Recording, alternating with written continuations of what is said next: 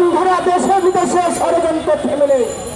কিন্তু প্রশ্ন হলো অন্তর্বর্তী সরকারের প্রধান নিউ ইয়র্কে যে ঘটনা ঘটেছে এই দায় কি তিনি এড়াতে পারবেন কিনা বাংলাদেশের মানুষের প্রশ্ন। আপনারা দেখবেন অন্তর্বর্তী সরকার ডক্টর ইউনূস সাহেব চুপচাপ থাকেন, কথা বলেন না, কিন্তু তিনি চোরের বলে চুরি করতে, গৃহস্থের বলে সজাগ থাকতে বাংলাদেশের মানুষ এখন প্রশ্ন করতে চায় তাহলে ডক্টর ইউনূস সাহেব কি এই রাজনীতিবিদদেরকে অপমান অপদস্থ করলো কিনা। ডক্টর ইউনূস সাহেব অন্তর্বর্তী সরকারে যারা আছেন তারা এই দায় এড়াতে পারেন না। বাংলাদেশের মানুষ মনে করে অন্তর্বর্তী সরকার প্রধান এই ঘটনার সঙ্গে জড়িত।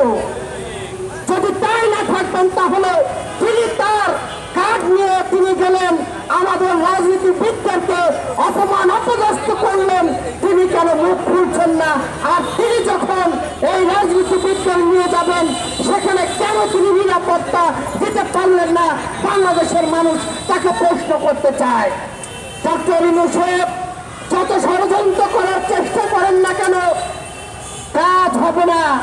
বাংলাদেশের মানুষ জাতীয়তাবাদকে বিশ্বাস করে, বাংলাদেশের মানুষ ধানের শীষকে ভোট দেওয়ার জন্য উন্মাদ হয়ে আছে।